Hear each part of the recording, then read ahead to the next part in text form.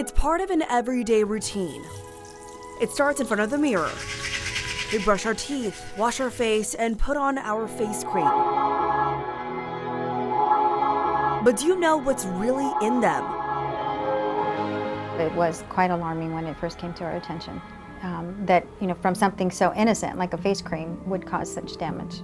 A woman from Sacramento fell into a coma after using this kind of Pond's cream that she got from Mexico. Hers had methyl mercury in it. The mercury was added into the cream after manufacturing. That was the first, not only in Sacramento, but in the United States. And we have not had a methyl mercury poisoning before. After that case, she started working with local groups to educate people about mercury in creams.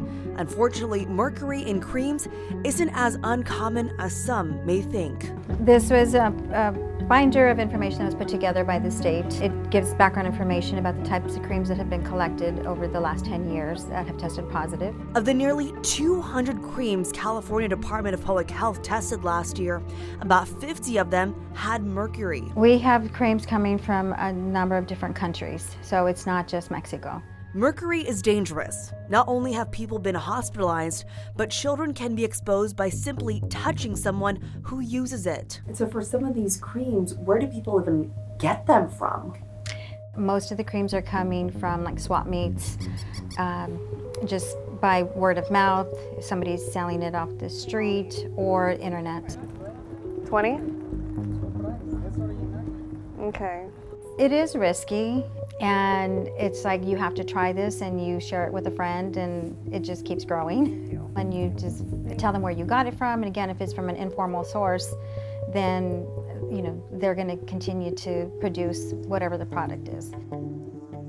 We're working with the California Department of Public Health on this story, and they're testing some of the creams that we bought from different places. They'll test them between 7 to 10 days and be able to see if they test positive or negative for mercury. These two we got from Amazon. These we got from the Galt Flea Market, 4 of these. This one from the Folsom Boulevard Flea Market. And 3 of these we got from local grocery stores.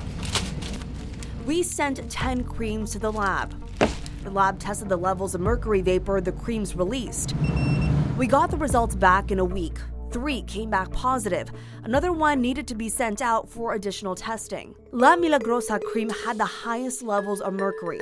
It had a reading of almost 200 micrograms of mercury per cubic meter of air.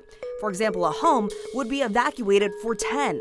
We bought that cream from a vendor at the Galt Flea Market. This cream called Phone tested positive for mercury.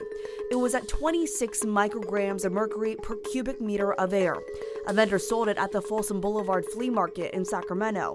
And this milk cream we got at a grocery store in South Sacramento.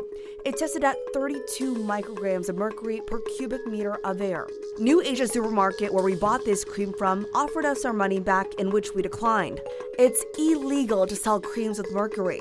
Some of the creams that tested positive will be added to the health department's list once they go through additional testing. Problem is that we identify one cream and 10 more will pop up, and so it's really hard to keep up with some of this. There's a reason why they keep popping up, and it's because there's a demand. So how do you make sure you're not buying a cream with mercury? They may not have a label or have a handmade label. Many of them are sold in small markets, swap meets, online, and person to person. They're advertised to help lighten skin, get rid of wrinkles, freckles, acne, or other blemishes. Make sure it has a safety seal. Some well-known skin products have tested positive after someone bought them and then added mercury to them. You can't tell if a cream has mercury by just looking at it. So you have to be careful of what you buy and know there's a price to beauty that could even be dangerous.